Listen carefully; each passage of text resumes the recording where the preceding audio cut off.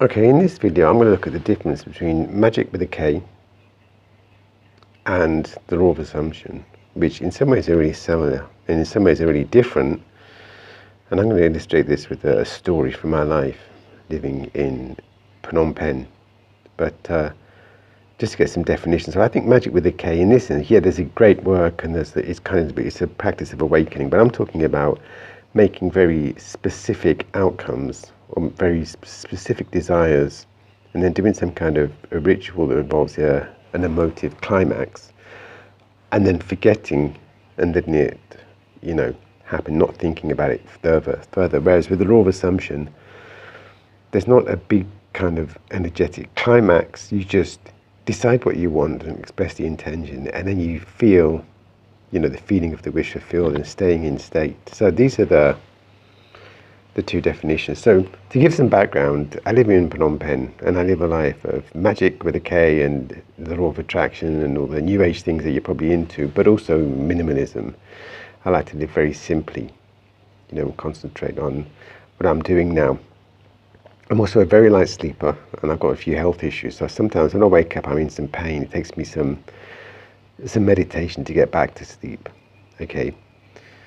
So years before, maybe 3 years ago, I kind of was with a friend, a lady friend, and all of a sudden she just disappeared. She wasn't there, she's gone. And when I looked, some guy's grabbed her and he's pulled her away and he's talking to her. And I was quite shocked. I was with another friend, there was 3 of us, and we looked, but she was like waving it away, no, it's no problem. And it was like, I don't want to say an ex-boyfriend, but some guy who had something about her and he just didn't like other people talking to her. And every now and again, the 3 of us would be sitting around and she'd get pulled away by this guy who was like really quite obnoxious and rude, and sometimes he'd go past and he'd just shout, she's my wife, and he wasn't, and she wasn't. It was just like quite an odd person. But there's many strange people in Phnom Penh, many strange expatriates. It kind of attracts people. So I just, that's how it is, whatever. So years later, this was at the start of COVID. After COVID, I'd lucked out in accommodation. I got a very, very cheap, simple room, all I want. And one day, I was going out and I had like, hello boss, how are you? And in a French accent, and this guy is checking in the room. And I just thought, okay, whatever. This girl, she moved on, so I don't know her now. So I thought, okay, there's no issue. That's fine. And everything was all right for a couple of weeks. But then there was building work at the end of the building. And these Asian rooms, they've got kind of an open vent. So to let the air in. But it's like being outside or in the same room as the person next to you. So I had to move, so I was next to him. And then the problem started. Like at night time, he'd come in sometimes. And he's talking to somebody and he's arguing with them. There's 2 of them and they're fighting and it's just insane. It's almost like it's inside the room. It's so loud because of the way the ventilation works. But then in the daytime, there's music. Now, not just normal music playing, but it's like this repeating alarm playing randomly on and off throughout the day, again and again. And he's not there. So when I mentioned it to him, he just says, no, I'm not playing anything. So I got another guy living opposite to come and say, look, you are making this noise, you are doing this. And he just absolutely denied it. I'm not doing it. Okay, so I just had to put up with this. And it's frustrating because each time I was woken up at night, and it was some work to get back to sleep. Well, one day I was going out, and he came out. We were walking up the street, and he came out at the same time as me. So he ran up and caught up with me, and we just got chatting. Or when I say we got chatting, I listened, and he talked, and he babbled about his life, and that he'd been in France, and he came overland, he's saying, and he was traveling through Iran.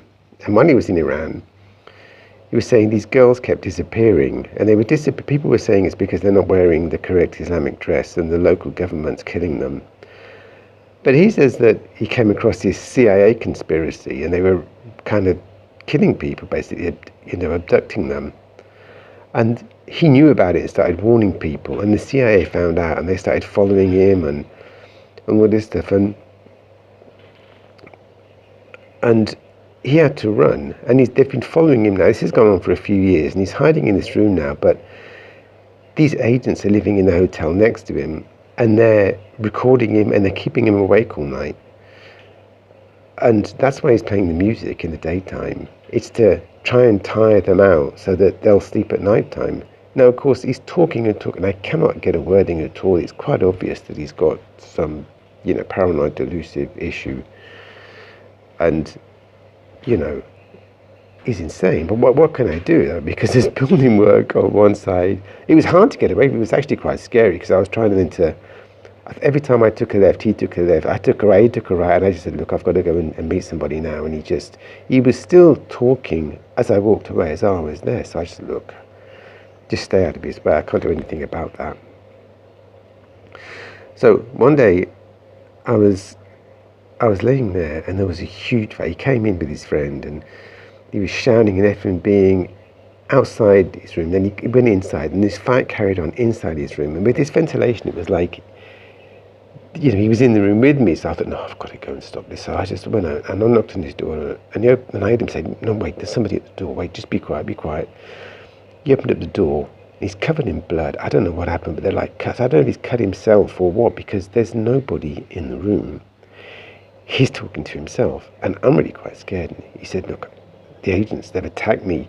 They're after me. And I just thought, okay, just calm down. I tried to get away back in the room, and eventually I heard him just muttering, but I was able to fall asleep with this muttering. I thought, look, I've got to go and tell the owner. And she wouldn't do anything. But okay, look, that's fine. It's time for Magick with a K. Okay, I'm going to write down what I want to do. Is I want him to be well, and I want him to be somewhere else. I want him to leave. Now, I've done this for over 30 years, so I don't need to start reading, researching. I know just what to do. And I've got this kind of personalized magic that I've developed over the years.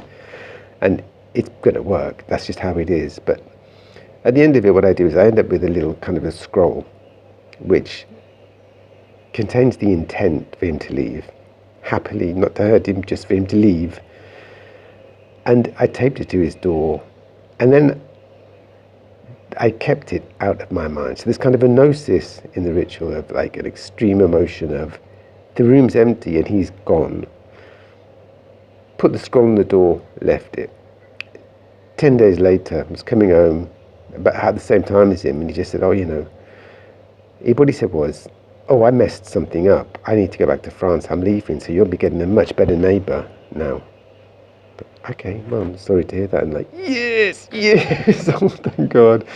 And off he went. Everything was great for a couple of weeks. A lady checked in, and she was quite old, and no problem at all. Barely knew she was. I had to make a phone call once, but apart from that, silent was fine.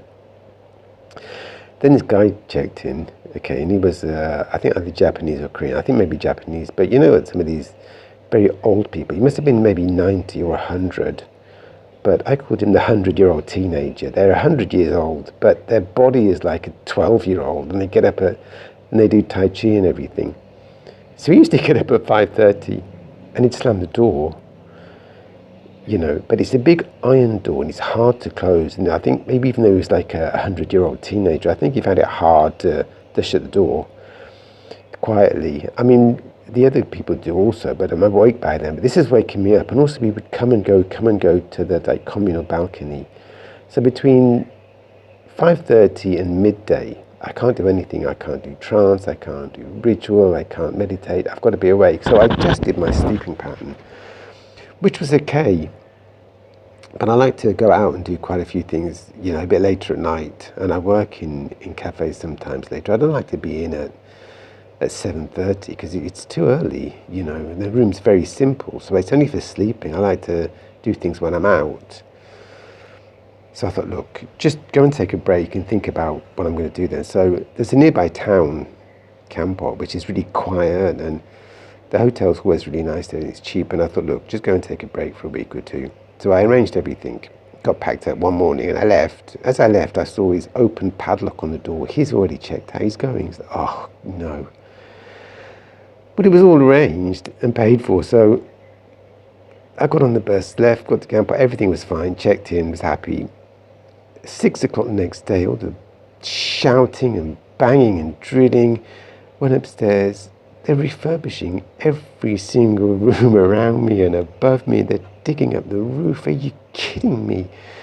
So I went back down and said, what is going on? Because he said to me, look, check in on the ground floor now, and we'll move you up after, tomorrow morning. It's full now. I know he said we're painting it, but it smells like paint. But no, this is a full refurbishment. They're just starting. So I know the guy really well. I said, look, I'm going to go back then to Phnom Penh. So he said, no problem. And I did get a refund. That's not common in Phnom Penh, but I know this guy really well. So all was well for a couple of days. And then one day I woke up, opened the door, and I heard, hello, boss, how are you? And he's back. It's like, oh, hello, nice to see you. He's like, oh, God, are you kidding me? I thought, well, maybe I just time to move then. I mean, that place is very cheap. It's an amazing bargain. But I thought, look, if it's going to cost more, it's going to cost more. But I'll do the tarot. So I did a tarot reading, and the advice card that I got was the judgment card. Now, for me, the judgment card, it means not being judged by a higher power and punished. What it means is that what's happening to you now is the result of your past mind, what you've been thinking in the past, which is always true, of course.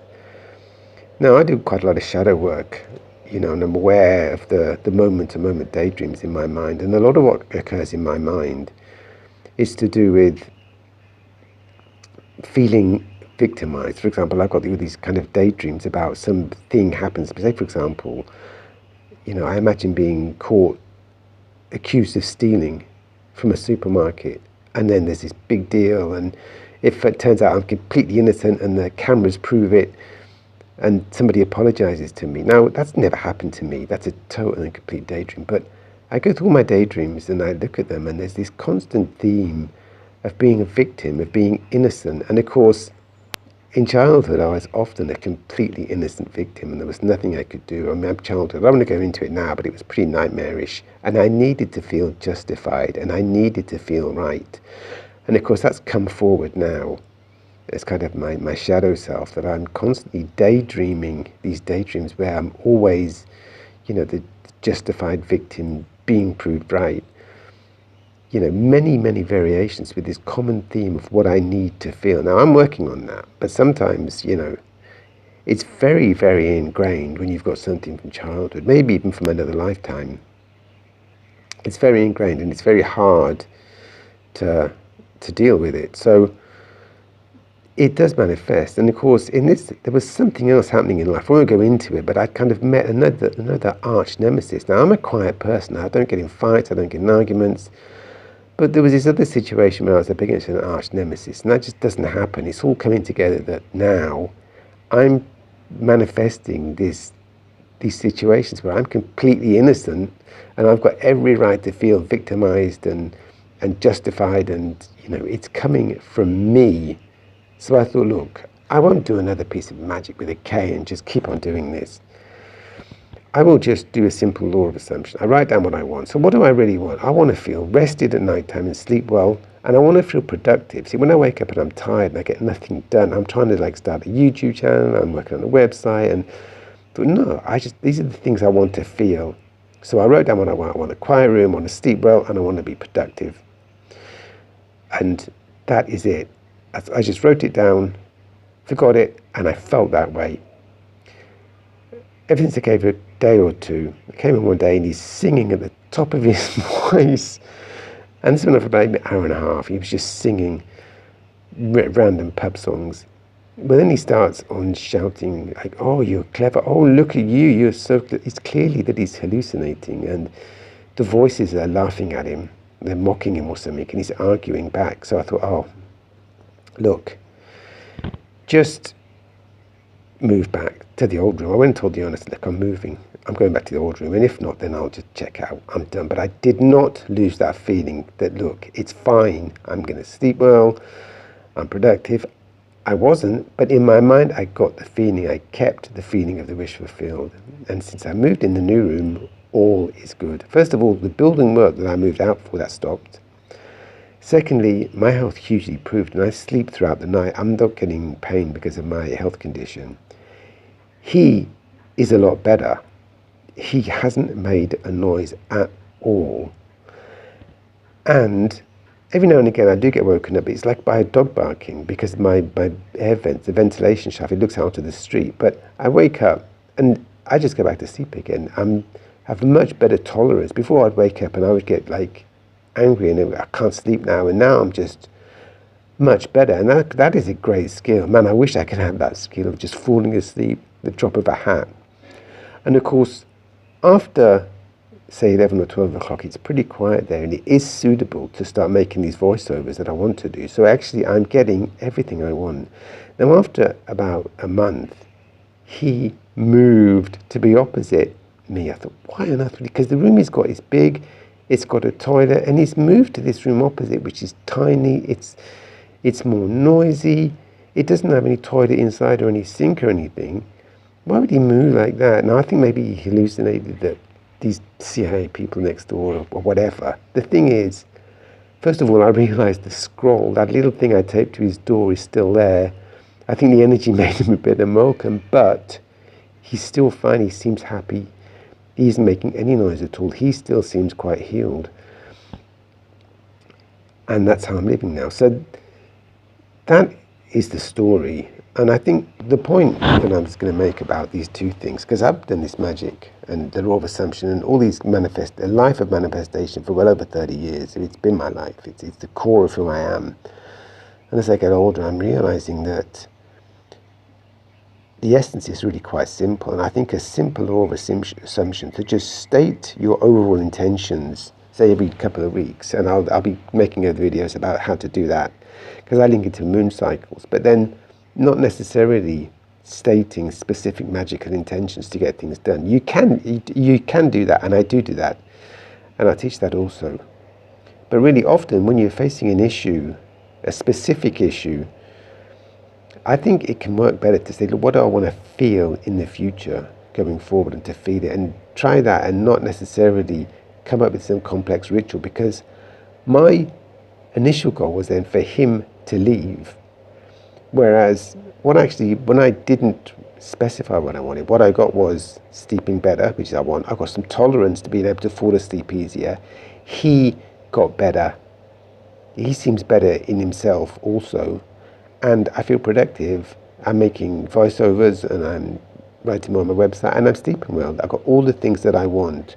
When I didn't start, I let some higher part of my mind or whatever manifest what I needed to see in the world to maintain that feeling of the wish fulfilled, which I felt before. So now that's not to say that magic with a K isn't good, because it is, and it's a complete path. And of course you can manifest peace and you can manifest spiritual awakening using very specific rituals or a magical path. So I'm not saying that it's not as good. I'm saying that in some ways they're very similar, in some ways they're very different, and it's not either or. But the law of assumption, rather than forgetting something and not thinking about something, but maintaining a feeling not linked to specific magic, just feeling the wish fulfilled. I think it is, in a way, a higher practice, as long as you're stating your intentions on a fairly regular basis. And I've made a way to do that over the years. As I say, I state them every 2 weeks in a very specific way, and I'll make another video about that. So anyway, that's my story that illustrates the difference between magic with a K and the law of assumption. Let me know what you think. It's a new channel, so feel free to subscribe, and if you comment and say I subscribed, that helps the algorithm, it helps my channel build a little bit. And thanks for watching, but think for yourself, because I'm not always right, I'm always Jay.